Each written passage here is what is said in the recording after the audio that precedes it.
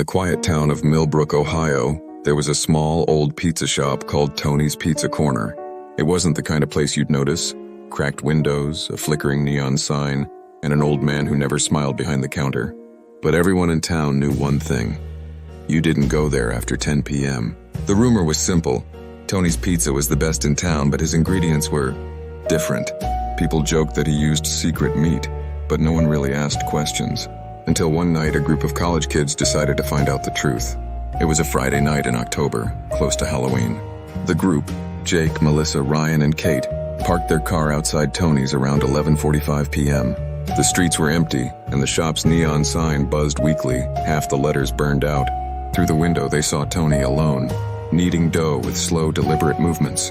They entered, the bell over the door jingling. Tony looked up, his eyes dull and sunken. "We're closed," he said flatly. Jake smirked. "Come on, man. Just one large pizza. We'll pay double." Tony stared for a moment, then nodded slowly. "Sit down." They sat in a booth near the window. The place smelled like old cheese and something metallic, like rust or blood. On the walls were faded photos of people smiling with their pizza boxes, but their eyes looked strangely hollow, almost lifeless. After a few minutes, Tony brought out a steaming pizza. The cheese bubbled oddly and the smell was wrong. Still, Jake grabbed a slice. "It's good," he said with his mouth full. But Melissa frowned. "This sauce tastes weird," she whispered. Ryan lifted his slice and froze. Embedded in the melted cheese was a human tooth. The table went silent. Kate screamed. Jake dropped his pizza, and it hit the floor with a wet slap. Another tooth rolled out. "Tony!" Jake shouted. But the old man was gone. The kitchen door slowly creaked open on its own. They stepped inside. The kitchen looked ancient. Stained counters, flickering fluorescent lights, and a huge metal grinder in the corner. A faint dripping sound echoed. When Ryan opened the freezer, he stumbled back in horror. Inside were meat packages labeled with names, not brands, names. Tom, Lydia, Sarah. Melissa began to cry. Suddenly, they heard the freezer door slam shut behind them. Tony stood there, cleaver in hand. His voice was low and calm. "I told you we're closed."